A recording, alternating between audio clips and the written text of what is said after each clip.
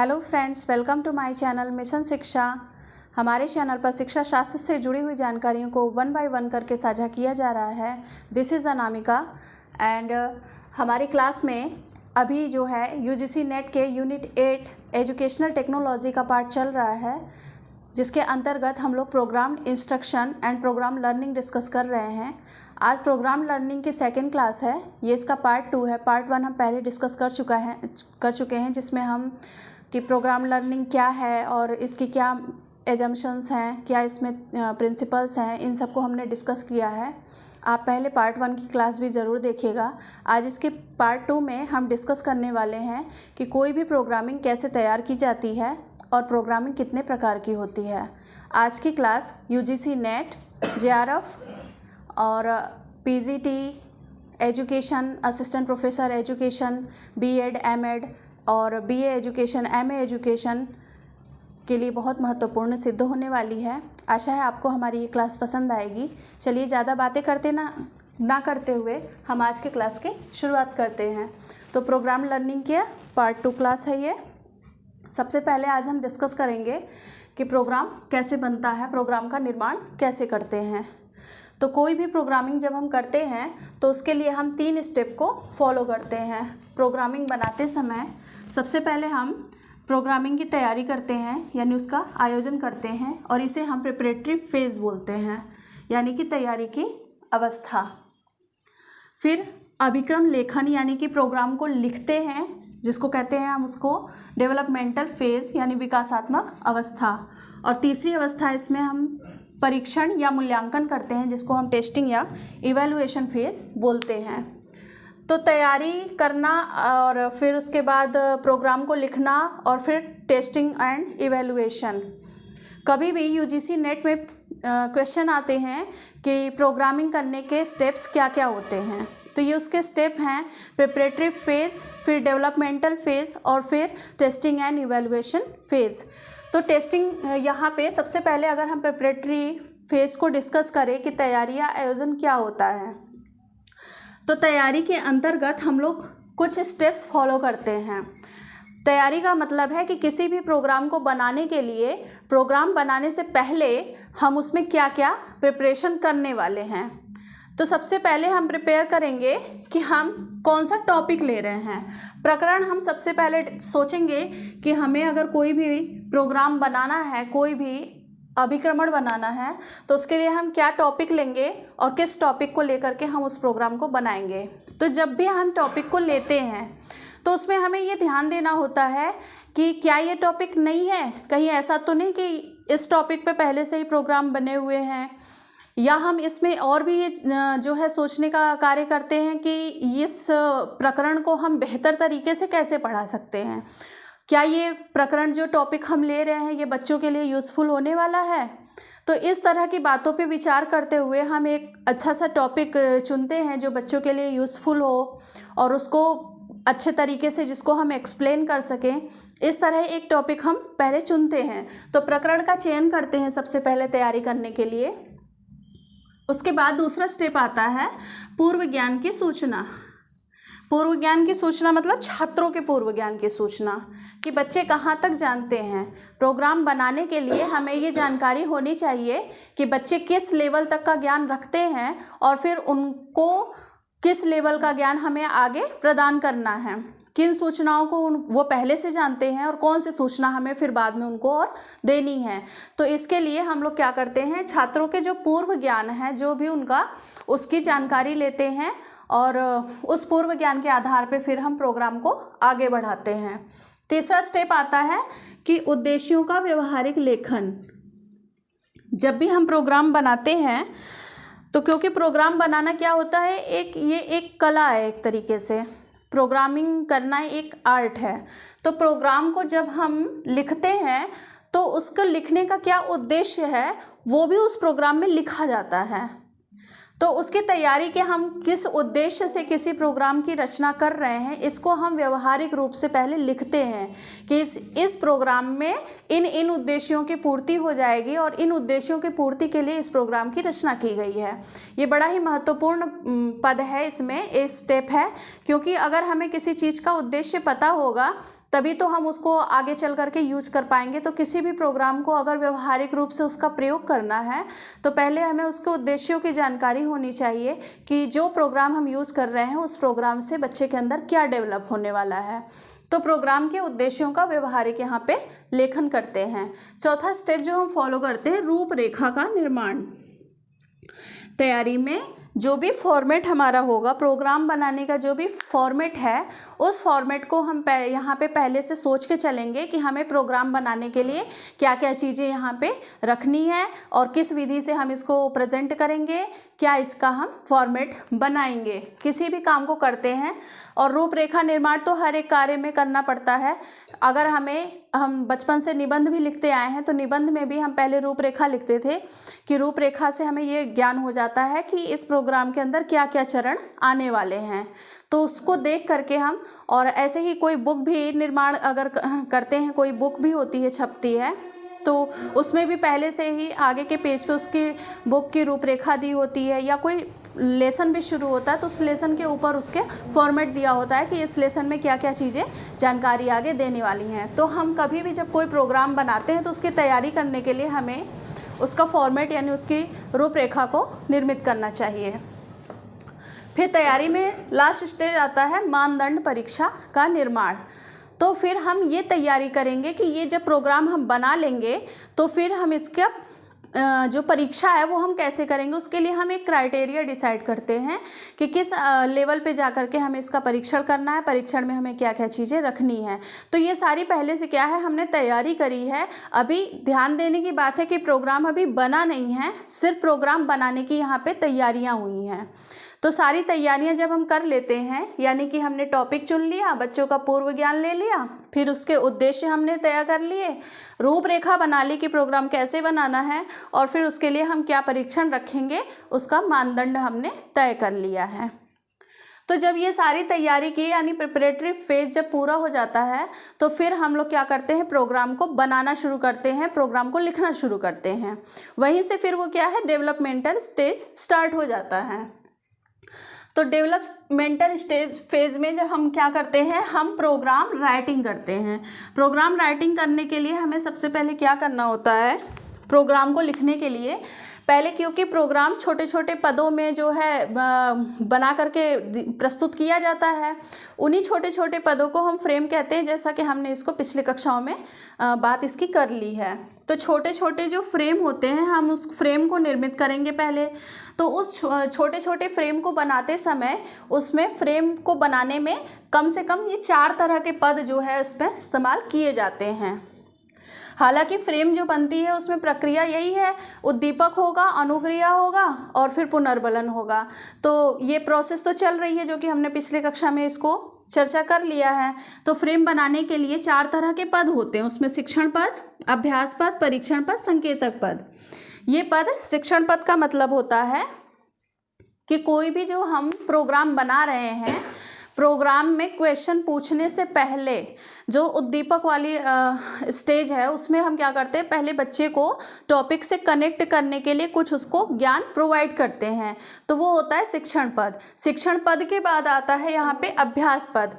अभ्यास पद में क्या होता है, जो हम यहाँ पे जो भी बच्चा जो है, जो हमने शिक्षण प्रदान किया है उस फ्रेम में बनाने के लिए कोई जानकारी जो हमने दी है, उस जानकारी का यहाँ पे अभ्यास करवाएंगे। उस अभ्यास करवाने के लिए क्या है, उसमें डॉट कर दिया, रिक्त स्थान खींच दिए, जो भी है, तो वही फिर क्या हो जाता है, उसके बालक के जो पढ़ाया है उसी का वो क्या हो जाता है, अभ्यास हो जाता है।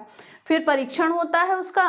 परीक्षण पद में क्या होता है कि जो बच्चा, फिर जहाँ हमने ब्लैंक खींचा हुआ है, बच्चा उसका आंसर दे रहा है, आंसर देते हैं, फिर उसी आंसर को वो सही है या गलत है उसका हम क्या कर देते, कन्फर्मेशन कर देते हैं। और संकेतक का मतलब होता है अनुमोदन। तो हम इन 4 पदों का प्रयोग करके ही कोई भी फ्रेम बनाते हैं।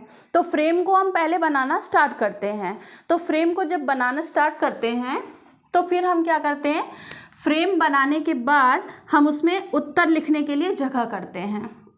तो उसमें सक्रिय छात्र उत्तर का मतलब होता है बच्चा क्या है, उत्तर देगा उसमें फ्रेम को पढ़ने के बाद फिर उस फ्रेम में जो भी क्वेश्चन पूछा जा रहा है उसका बच्चा क्या है आंसर करेगा।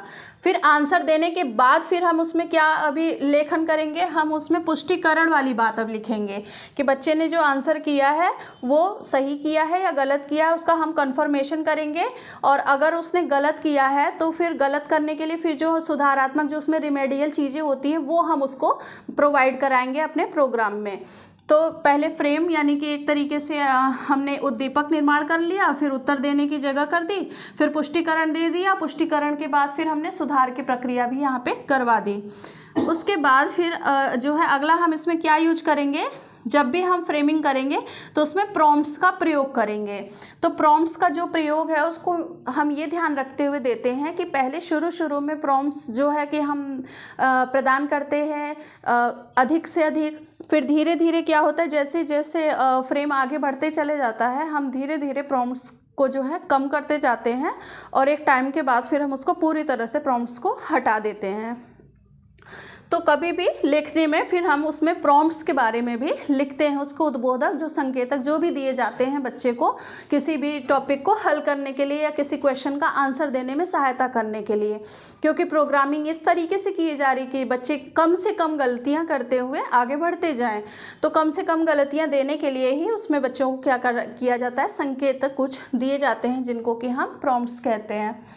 फिर उसके बाद क्या करेंगे, जब हमने प्रॉम्प्ट्स वगैरह सारी चीज़ें जब हमने प्रोवाइड करा दी तो अब नंबर आता है कि हम जब लिखते हैं तो अब फ्रेम तो सबके बन गए, सबके एक एक क्वेश्चन बन गया, आंसर लिखने की जगह बन गई और सबके हिंट्स दे दिए हमने और फीडबैक भी दे दिया सही है गलत है और उसको रेमेडियल भी दे दी, सब कुछ दे दिया।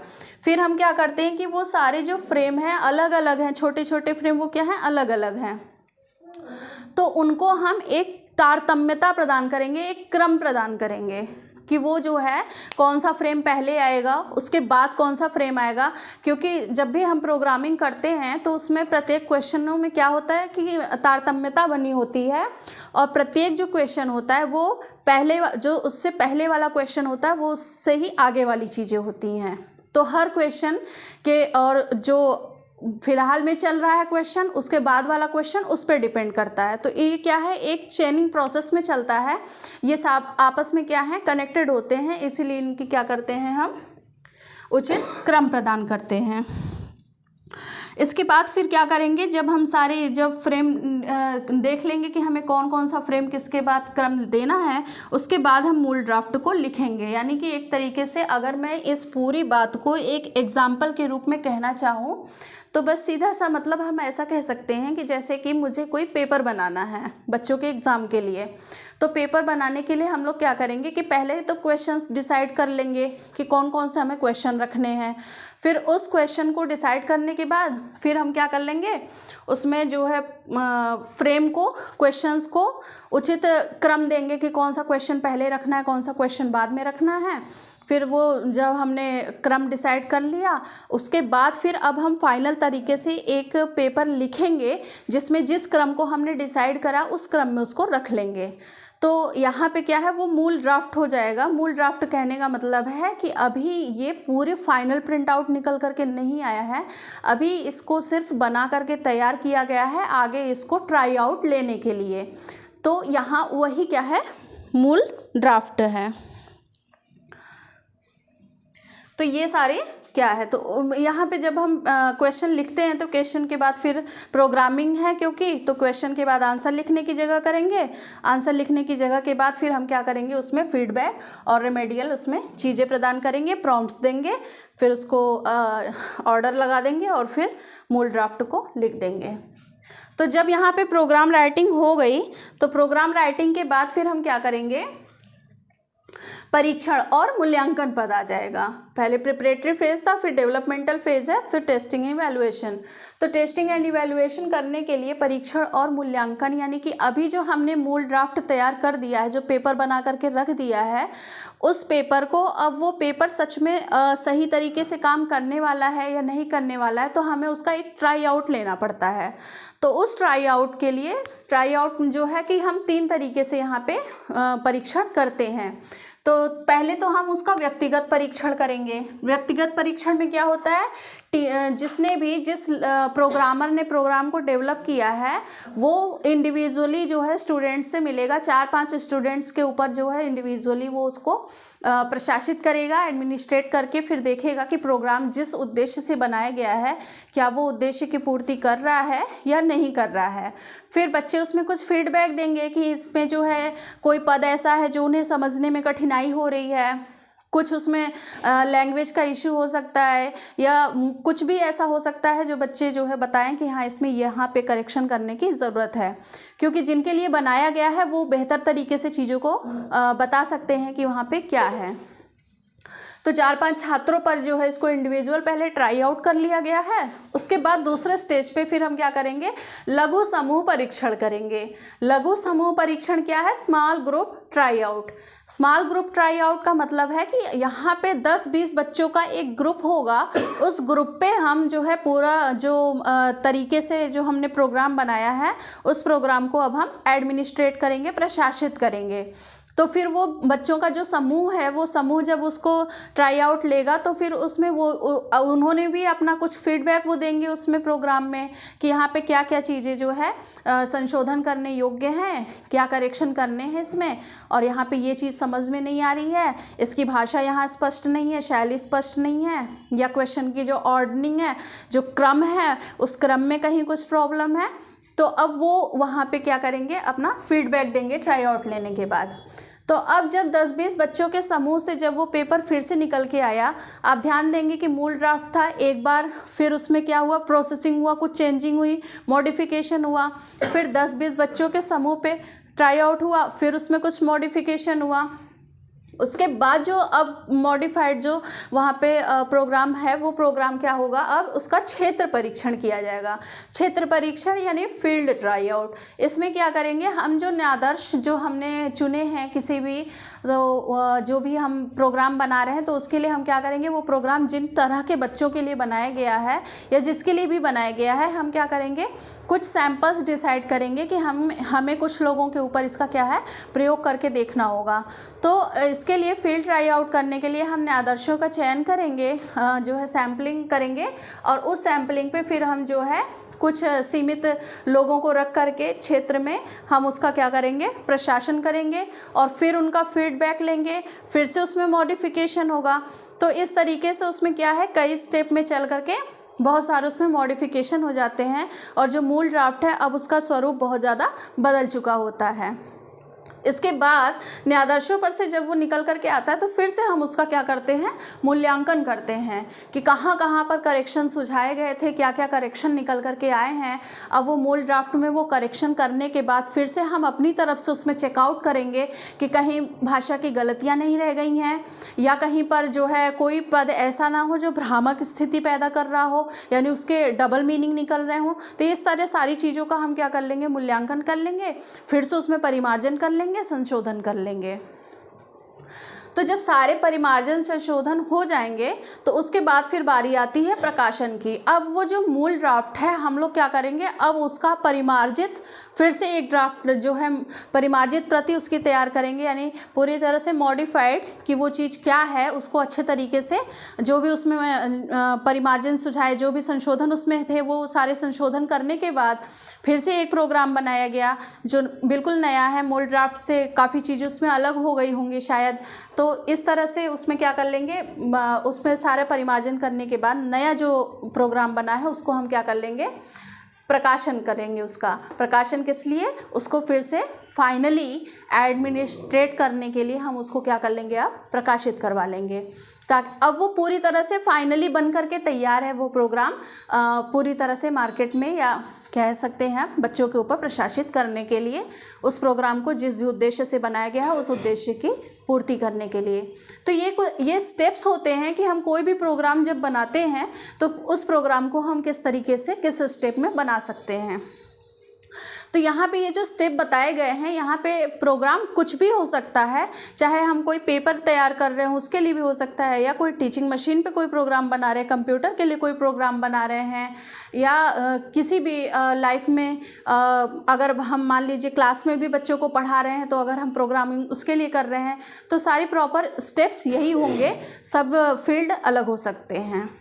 तो हम यहाँ पे देख रहे हैं कि अब प्रोग्राम का निर्माण यहाँ पे हो गया है। तो एक यहाँ पे टॉपिक पूरा यहाँ पे हो जाता है कि प्रोग्राम इंस्ट्रक्शन जो हम बनाते हैं या प्रोग्राम लर्निंग जो करते हैं तो प्रोग्राम हम कैसे बनाते हैं। आगे अगर हम बढ़ेंगे तो मोस्ट इम्पॉर्टेंट जो टॉपिक पूछा जाता है नेट में भी और पीजीटी में कि प्रोग्रामिंग के प्रकार कितने हैं।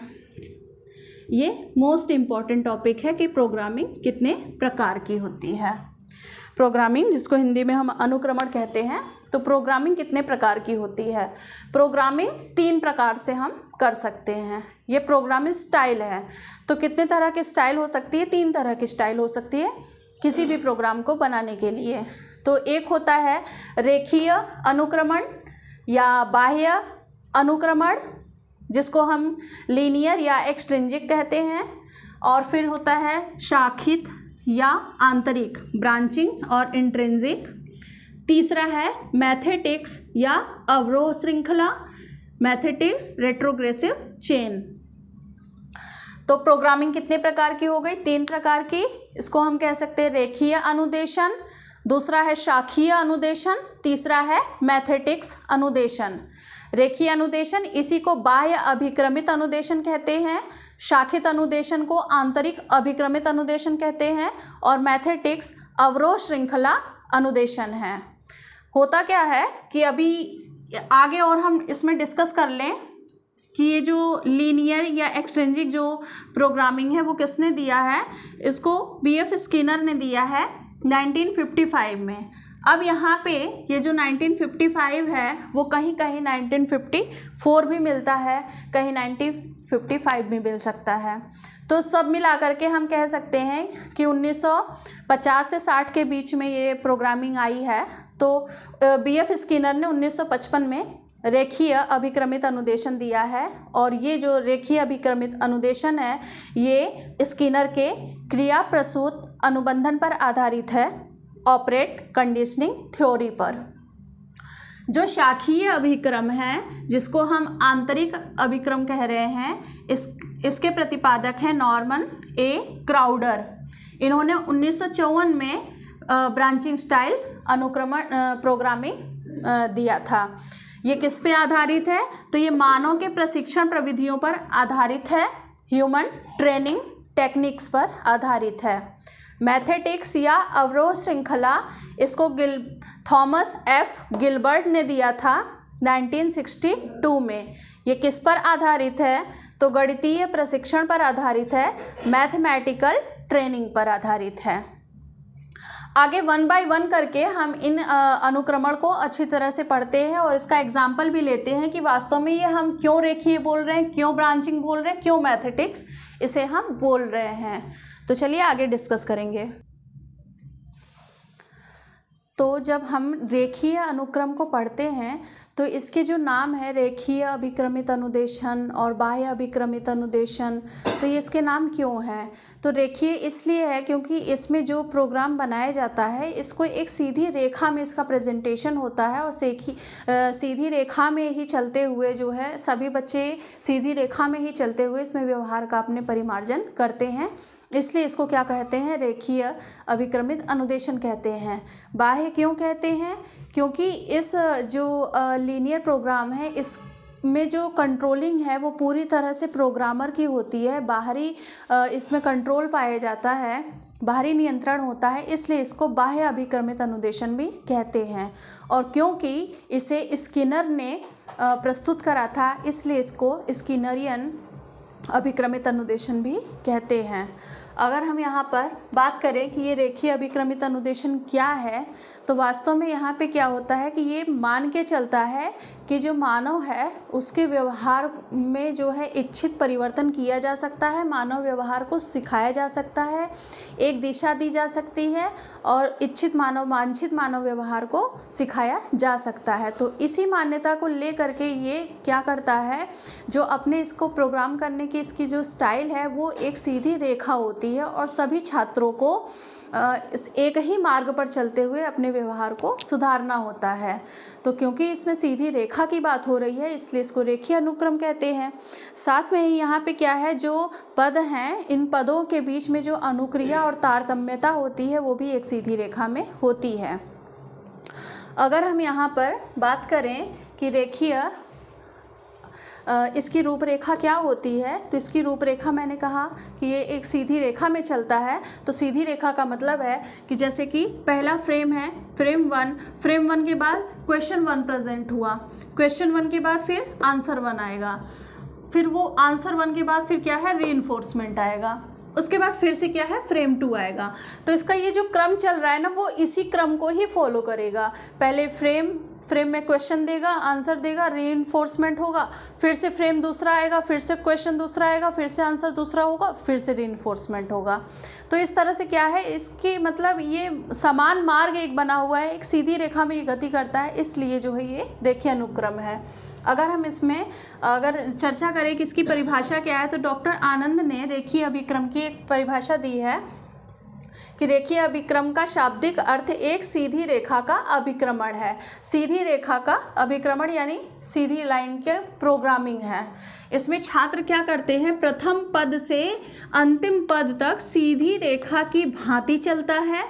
सभी छात्र एक जैसे ही पद पर चलकर एक पद से दूसरे पद की ओर बढ़ते हैं। एक पद से दूसरे पद पर जो चलते हैं वो एक जैसा ही सभी छात्रों का पद होता है और ये तब तक चलते रहते हैं जब तक कि सारा प्रोग्राम वो पूरा नहीं कर लेते हैं। तो यहाँ पे क्या है, इस तरह से बातें करने में तो ऐसा लग रहा है कि ये बहुत बड़ी बात है, लेकिन कोई बड़ी बात नहीं है। मैं आगे एग्जाम्पल देकर भी इसे समझाऊंगी। सबसे पहले कि यहाँ पे जो रेखीय अभिक्रम होता है उसमें क्या विशेषताएं हैं, अगर हम उसकी चर्चा कर लें तो सबसे पहले तो क्योंकि ये प्रोग्राम इंस्ट्रक्शन का ही एक तरीका है, तो प्रोग्राम इंस्ट्रक्शन में जितनी भी विशेषताएँ होती हैं वो सब इसमें हैं।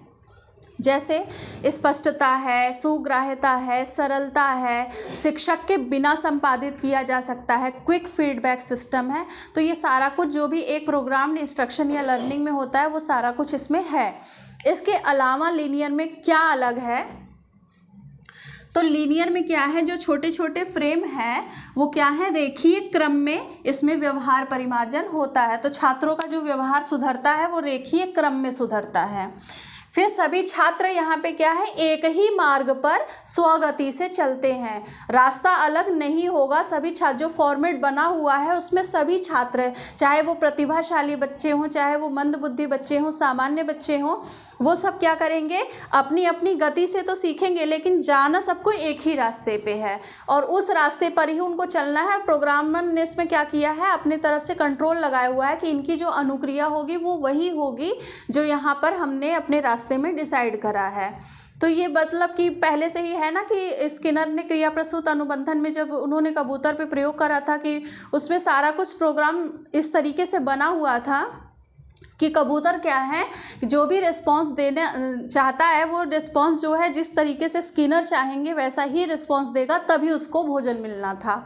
तो ये सिखाने का एक तरीका है कि हम बच्चे को उसका जो रिस्पांस हम सिखाना चाहेंगे, जो व्यवहार हम सिखाना चाहते हैं उसी से संबंधित हम रिस्पांस बच्चा दे, इसके लिए हम सारे प्रोग्रामिंग करते हैं। तो यहाँ पे क्या है, सभी छात्र एक मार्ग पर स्वगति से चलते हैं। यहाँ पे क्या है, जो अनुक्रिया है यानी जो रिस्पॉन्स है और उसका जो क्रम है, अनुक्रिया करने का जो क्रम है, बच्चा जो अनुक्रिया दे रहा है उसका जो क्रम है वो बाह्य नियंत्रण में होता है। बाह्य नियंत्रण किसका, प्रोग्रामर का, जिसने ये प्रोग्राम को डिज़ाइन किया हुआ है उसी का जो है नियंत्रण यहाँ पे होता है। यहाँ पे क्या है, छात्रों को स्वतंत्र अनुक्रिया का कोई अवसर नहीं मिलता, कोई अधिकार नहीं है छात्रों को कि वो स्वतंत्र अनुक्रिया कुछ कर सके। स्वतंत्र अनुक्रिया कहने का मतलब है कि प्रोग्राम में जो अनुक्रिया पहले से डिसाइडेड है वही अनुक्रिया बच्चा देगा और जब तक कि वो अनुक्रिया बच्चा नहीं दे देगा तब तक वो आगे के स्टेप पे नहीं जा सकता। तो इसलिए यहाँ पे क्या है कि अनुक्रिया, छात्रों को स्वतंत्र अनुक्रिया का यहाँ पे कोई भी अधिकार नहीं मिलता और इसका प्रस्तुतिकरण बड़ा ही विशिष्ट तरीके से किया जाता है, यानी कि कंटेंट को हम प्रेजेंट ही ऐसा करेंगे कि बच्चों से गलती ना हो, और गलतियां ना हो इसी के लिए हम लोग क्या करेंगे, बच्चों को प्रॉम्प्ट्स एंड क्यूज प्रोवाइड करेंगे, जिसकी वजह से बच्चा जो है कम से कम गलतियां करते हुए चीज़ों को सीखता है। तो प्रस्तुतिकरण यहाँ पे क्या है, विशिष्ट प्रकार का है। इसमें जो त्रुटियां हैं, जो एरर है, वो लगभग नगण्य है या असंभाव्य है, क्योंकि इसमें क्या है, प्रॉम्प्ट्स एंड क्यूज दिए जा रहे हैं और ये जो रिस्पॉन्स सेंटर्ड अप्रोच है, जो लीनियर है, लीनियर स्टाइल जो अभिक्रम है, वो क्या होता है, प्रतिक्रिया केंद्रित उपागम है। यहाँ पे क्या है, बच्चों की लर्निंग पे फोकस नहीं है, एक्चुअली बच्चे रिस्पॉन्स क्या देंगे उस बात पर फोकस है ये, इसलिए इसको हम क्या कहते हैं, प्रतिक्रिया केंद्रित उपागम कहते हैं। अब देखिए, इतनी बड़ी बात को अगर मैं यहाँ पर एक उदाहरण के माध्यम से समझाऊं तो ये सारी बातें अच्छी तरह से क्लियर हो जाएंगी। तो मान लीजिए हमें क्या करना है, हम बच्चे को औसत, मध्यमान जैसी चीज़ें सिखाना चाह रहे हैं और उसी के आधार पे हम कोई प्रोग्राम बना रहे हैं।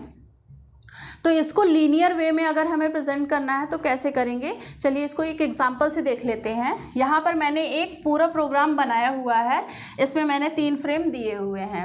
इस प्रोग्राम में क्या है कि पहले फ्रेम में क्या बात लिखी गई है, तो जैसे कि था कि प्रोग्राम लिखते समय हम क्या करते हैं कि फ्रेमिंग में कुछ शिक्षण पद देते हैं, परीक्षण पद, अभ्यास पद है, तो उसमें क्या है, कुछ उद्दीपक दे रहे हैं, कुछ अनुक्रिया है, अनुक्रिया के बाद पुनर्बलन है, तो उसमें यहाँ पे यही स्टेप यहाँ पे बताए जा रहे हैं। तो आप इसको ध्यान से समझिए और ये समझ में आ जाएगा, कुछ इसमें बहुत बड़ी बात नहीं है। जैसे कि मैं अगर ये कहूँ कि इस फ्रेम में सबसे पहले मैंने बच्चों को कुछ बातें बताई कि किसी कक्षा के 5 छात्रों ने विज्ञान में क्रमशः 15, 20, 30, 35 और 35 अंक प्राप्त किए बच्चों को सिखाने के लिए। उसके बाद फिर हम कह रहे हैं कि इन छात्रों द्वारा प्राप्त अंकों का औसत, अब बच्चा औसत नहीं जानता, लेकिन हमने इसके लिए क्या किया, प्रॉम्प्ट्स दिए हैं। कुछ क्या प्रॉम्प्ट्स दिए हैं, हमने यहाँ पे 15 लिख दिया और जैसा कि हमें यहाँ पे दिख रहा है इस पूरे सवाल में और कुछ नहीं है, यहाँ पे 5 पहले से लिखा हुआ है, जो 5 छात्र, बच्चा समझ जाएगा कि ये 5 छात्र के लिए यहाँ 5 नीचे लिखा हुआ है और ये औसत सिखाया जा रहा है। यहाँ पे 15 लिखा है, फिर प्लस करके यहाँ एक ब्लैंक है, एक ब्लैंक है, एक ब्लैंक है और एक ब्लैंक है, कुल मिला के 4 ब्लैंक इसको दिख रहा है और यहाँ पे 5 चीज़ों को लिखने की व्यवस्था है। तो यहाँ पे बच्चा यही देखेगा कि इसमें दिया क्या है, 15 तो यहाँ लिखा ही है, आगे क्या नहीं लिखा है, तो 20 नहीं लिखा है, बच्चा यहाँ 20 लिख देगा, 30 नहीं लिखा है, 30 लिख दिया। यानी बच्चा अपने से उत्तर भर रहा है और ये सारे भरने की प्रक्रिया जो है पहले से ही यहाँ पे प्लान की गई है कि बच्चा यही भरेगा और इसके अलावा और कोई भी चीज़ नहीं है जो यहाँ पे डाली जा सके। तो यहाँ पे हिंट भी बच्चे को दे दिया गया, तो अब बच्चा 20, 30, 35 यहाँ पर भर देगा। फिर अगले स्टेप पे आते हैं, तो क्योंकि यहाँ पे प्लस का जो है गाइडेंस लगा हुआ है, तो बच्चा क्या करेगा, इन सभी 5 अंकों को हम क्या करेगा, बच्चा जोड़ देगा। तो जोड़ करके फिर यहाँ पे आंसर जो है भरने के लिए यहाँ पे जगह, तो ये क्वेश्चन में ही आंसर भरने की जगह दी गई है कि अब यहाँ पे क्या आएगा, तो बच्चा उसको समझेगा कि हाँ यहाँ पे क्या है, इसको जोड़ करके जो भी आने वाला है वो यहाँ भरना है और नीचे यहाँ पे 5 लिखा हुआ है। अब उसके बाद फिर बच्चों के समझ में आ रहा है कि जो भी यहाँ पे और यहाँ पे है उसमें हमें क्या करना है, यहाँ पे डिवाइड करा हुआ है, तो इसको डिवाइड करके बच्चा क्या करेगा, आंसर को इस जगह पर फिल करना है। तो बच्चा आराम से इसका आंसर दे देगा। आंसर क्या आएगा कि औसत बराबर ये सारी चीज़ें। अब यहीं पे इसकी क्या है, फीडबैक भी हो गया, बच्चे ने जो दिया अगर इससे मैच हो जाता है तो ये कंफर्म हो गया कि हाँ ये आंसर सही है, बच्चा आगे बढ़ जाएगा। अगर गलत होगा तो वो यहीं के यहीं आंसर को उसको देख लेगा, तो उसको क्या हो जाएगा, ये रेमेडियल क्लास उसको मिल जाएगी कि हाँ भाई इस तरीके से इसको करना है, तो फिर से जाएगा उस काम को वो कर लेगा, आगे बढ़ जाएगा। तो 15, 20 यहाँ पे जो चीज़ें भरने की थी वो भर दी, जोड़ने पे 135 आया और आंसर क्या आ गया, 27 यहाँ पर आ गया। तो यहाँ पे जो आंसर था 27। अब बच्चे को ये समझ में आया कि ये जो है इन छात्रों के प्राप्तांक का औसत जो है वो 27 आया है। अब देखिए ये फ्रेम 1 की बात हो गई, जिसमें कुछ सिखा भी दिया गया है, कुछ क्वेश्चन भी पूछ लिए गए हैं और अभ्यास भी करा दिया गया। इसके बाद फिर अब बच्चा क्या है, फ्रेम 1 से जब चीज़ों को समझ जाता है तो अब वो जब उसके रिस्पॉन्स सही हो जाते हैं तो वो फ्रेम 2 में आ जाता है। फिर फ्रेम 2 में क्या बताया गया कि पिछले खंड में 27 जो है 27 इन छात्रों के प्राप्तांकों का डैश डैश है। तो अब यहाँ पे क्या है कि पहले वाले खंड में ये बता दिया गया था कि इन छात्रों के द्वारा प्राप्तांकों का औसत बच्चे ने ये निकाला था, तो वो समझ जाएगा कि यहाँ पे क्या है 27 इन छात्रों के प्राप्तांकों का औसत है, तो वो यहाँ पे औसत भर देगा। यह अंक 27 इन 5 छात्रों के प्राप्तांकों का स्तर प्रदर्शित करता है। आगे अब यहाँ पे क्या करा जा रहा है, इस फ्रेम में टीचिंग दी जा रही है कि जो 27 अंक है वो पांचों बच्चों के प्राप्तांकों का क्या है, स्तर बता रहा है। फिर ऐसा अंक जो समूह के कुल छात्रों के प्राप्तांकों का स्तर प्रदर्शित करता है उस समूह का डैश डैश डैश कहलाता है। अब यहाँ पे बच्चा समझेगा कि यहाँ बात तो औसत की हो रही है, तो यहाँ पे बच्चा औसत आराम से भर देगा। फिर आंसर क्या होगा, औसत और औसत, तो दोनों जगहों पर बच्चा क्या है, औसत भर लेता है, तो उसके फिर वो मैच हो जाता है, सही है, आगे बढ़ गया। तो यहीं पे फीडबैक मिल गया। अब फ्रेम 2 से निकल करके बच्चा क्या होगा, फ्रेम 3 में पहुंचेगा। अब क्योंकि यहाँ पे प्रॉम्प्ट्स क्यूज दिए जा रहे हैं तो वो चीज़ों को समझते चल रहा है। फ्रेम 3 में क्या है, उपरोक्त विधि से प्राप्त औसत ही सांख्यिकी में मध्यमान कहलाता है। अब हम उसको औसत से क्या है, मध्यमान की तरफ लेके चल रहे हैं कि ऊपर जिस तरीके से औसत हमने ज्ञात करा है उसी औसत को अगर हम स्टैटिक्स की भाषा में बात करेंगे तो उसी को हम क्या कहेंगे, मध्यमान कहेंगे, यानी मीन कहेंगे।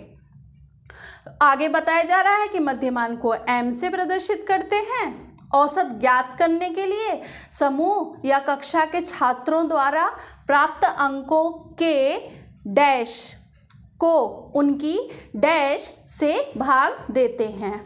अब यहाँ पे डैश का क्या मतलब बच्चा निकालेगा। अब क्योंकि उसने क्या किया है, ऊपर बताया गया है कि समूह या छात्रों के प्राप्त अंकों के, तो बच्चे को ध्यान होगा कि हमने पहले क्या किया था, अंकों को सबको जोड़ा था, तो बच्चा यहाँ योग भर देगा।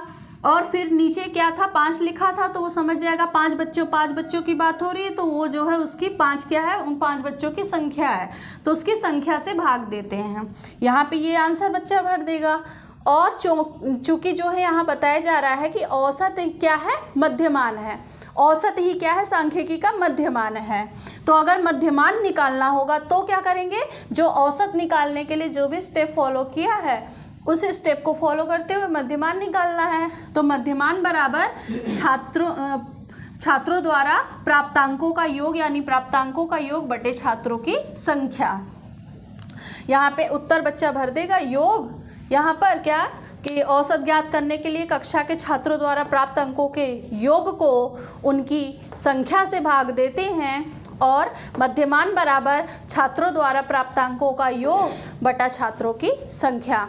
तो इस तरह फ्रेम 3 कंप्लीट हो रहा है। तो हम यहाँ पे देख रहे हैं कि यहाँ पे एक तारतम्यता बनी हुई है, क्रम बना हुआ है। फ्रेम 1 की जो बातें यहाँ पे सिखाई गई हैं, फिर उसी को लेते हुए फ्रेम 2 में आए और फिर फ्रेम 2 की ही बातों को लेकर के हम फ्रेम 3 में आगे बढ़ रहे हैं। और धीरे धीरे प्रॉम्प्ट्स जो है वो प्रोवाइड करते, धीरे धीरे प्रॉम्प्ट्स भी कम भी किए जा रहे हैं और चीज़ों को आगे बताया भी जा रहा है, उसमें कुछ शिक्षण भी दिया जा रहा है और फिर अभ्यास भी कराया जा रहा है, फीडबैक भी दिया जा रहा है। तो यही क्रम फॉलो करते हुए अब मान लीजिए अगर इसी को आगे बढ़ाएं, अगर हम फ्रेम 4 अगर करते हैं इसमें, तो हम इसमें क्या करेंगे। अब क्योंकि हमने यहाँ पे इस फ्रेम 3 में मध्यमान निकालना सिखाया, मध्यमान का सूत्र बता दिया है, तो फ्रेम 4 में हम क्या लिखेंगे कि प्राप्त कुछ अंकों का, या फ्रेम 1 में जो ये दिए हुए हैं 5 बच्चों का नंबर इतना है, इनका मध्यमान क्या होगा।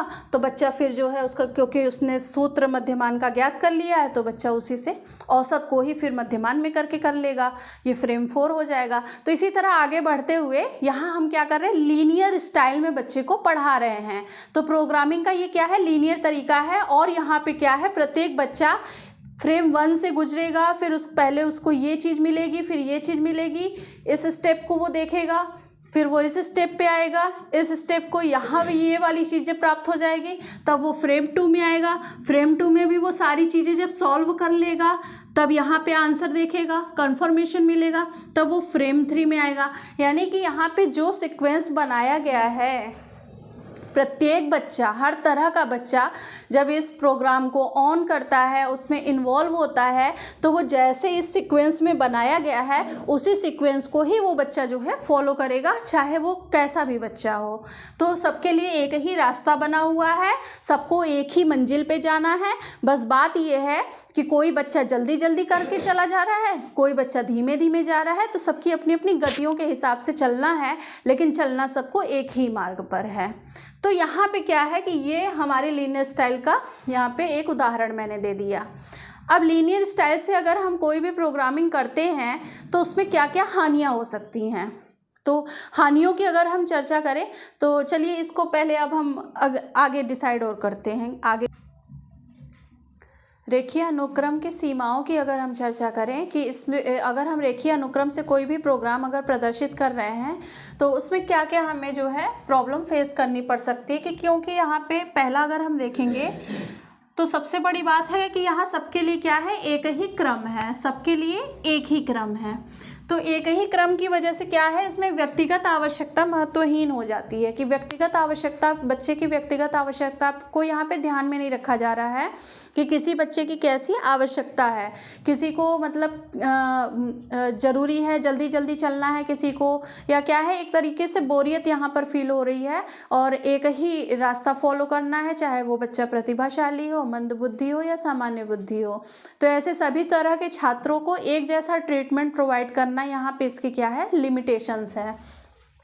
आगे अगर इसमें हम बात करें कि इसमें क्या है, सृजनात्मकता और उच्च उद्देश्यों की प्राप्ति नहीं है, क्योंकि यहाँ पे जो अनुक्रिया है, अनुक्रिया पे नियंत्रण बाह्य तरीके से स्थापित किया जा रहा है, और जो अनुक्रिया में जो भी प्रॉम्प्ट एंड क्यूज दिए जा रहे हैं उस एक तरह से मशीन की तरह से, या बच्चे को मशीन समझ करके जैसा उनको प्रोवाइड कराया जाएगा बस वैसा ही बच्चे को रिस्पॉन्स करना है, इस तरह का यहाँ पे है। तो इसलिए क्या यहाँ पे क्या है, अगर हम बच्चे के अंदर क्रिएटिविटी अगर डालना चाहें तो वो विकसित यहाँ पे नहीं हो सकता। शिक्षण के उच्च उद्देश्यों की यहाँ पे प्राप्ति नहीं हो सकती। बच्चे को केवल एक सूचना प्रदान करने का कार्य जो है केवल किया जा सकता है, इसमें कोई क्रिएटिविटी नहीं फॉलो होगी। तीसरा यहाँ पे जिक्र करें कि नियंत्रित परिस्थिति में यहाँ छात्र अनुक्रिया देते हैं, इसलिए यहाँ पे अनुक्रिया के लिए बच्चे को कोई भी स्वतंत्र अवसर नहीं प्राप्त हो रहा है। तो स्वतंत्र अनुक्रिया यहाँ पे संभव नहीं है, क्योंकि यहाँ जो परिस्थितियाँ हैं वो पूरी तरह से बाह्य रूप से नियंत्रित हैं, प्रोग्रामर के कंट्रोल में हैं। यहाँ पे क्या है, सुधारात्मक शिक्षण संभव नहीं है। सुधारात्मक शिक्षण संभव इसलिए नहीं है क्योंकि हम यहाँ पे क्या है, देखिए यहाँ पे फ्रेमिंग इस तरीके से हमने बना के रखा हुआ है। यहाँ प्रॉम्प्ट्स एंड क्यूज तो दिए जा रहे हैं, लेकिन अगर यहाँ पे क्या है, आंसर इस क्वेश्चन के बाद इसका ये आंसर दे दिया, अगर बच्चे का आंसर गलत होता है तो वो क्या कर रहा है कि फिर से उसको रेमेडियल नहीं क्लास मिल पाएगी कि हाँ उसका आंसर क्यों गलत किया गया है। तो ये वाला फॉलो वो कर लेगा कि हाँ 27 यहाँ पे आना है, उसको आ करके फिर यहाँ पे भर देगा, देख करके फिर आगे वो फ्रेम पे चला जाएगा। तो बच्चा यहाँ पे गलत क्यों कर रहा है, तो गलत करने की यहाँ पे कोई गुंजाइश नहीं छोड़ी जा रही है कि बच्चा गलती भी कर सकता है। ये मान के चलता है कि हम यहाँ पे प्रॉम्प्ट्स एंड क्यूज दे रहे हैं तो बच्चे के अंदर गलती नहीं होगी, और अगर गलतियाँ हो जाती हैं तो उसकी कोई गुंजाइश से छोड़ करके यहाँ पे नहीं जा रहे हैं। तो सुधारात्मक शिक्षण यहाँ पे संभव नहीं है। अब क्या है, प्रतिभाशाली छात्रों को इसमें अरुचि होती है, क्योंकि क्या है कि एक ही रास्ता फॉलो किया है। प्रतिभाशाली छात्रों के लिए क्या है कि वो कुछ चीज़ें उनके लिए इतनी ज़्यादा आसान होती हैं कि वो बार बार वही चीज़ों को वो दोहराना नहीं चाहते एक स्टेप। जैसे कि यहाँ पे अब क्या पता कि बच्चे को ये सारी चीज़ें पहले से पता हो, लेकिन फ्रेम में इसी क्रम में चलना है। तो बच्चों को क्या होता है, जो बच्चे ब्रिलियंट माइंड होते हैं उन लोगों को इसमें क्या है, इंटरेस्ट कम होने लगता है, वो बोर हो जाते हैं। आगे अगर बढ़े हम, इसकी जो निर्माण प्रक्रिया है वो काफ़ी जटिल होती है। तो ये इसकी क्या है, कुछ सीमाएं हैं।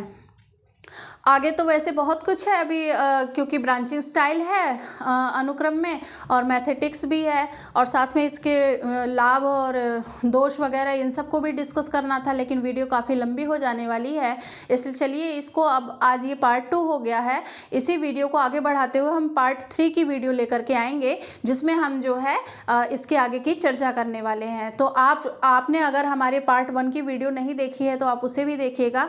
जब आप इसके सभी पार्ट्स को देखेंगे तभी जा कर के आपको प्रोग्राम इंस्ट्रक्शन, जो कि बहुत महत्वपूर्ण टॉपिक है, ये आपको क्लियर होने वाला है। आई होप कि आपको हमारी ये क्लास पसंद आई है। अगर आपको मेरी इस वीडियो में ज़रा सी भी मेहनत दिखाई दे तो वीडियो को लाइक कीजिए, हमारे चैनल को सब्सक्राइब कीजिए, अपने विचारों को कमेंट के माध्यम से शेयर कीजिए और ज़्यादा से ज़्यादा अपने ग्रुप्स में, साथियों में इसको साझा करिए।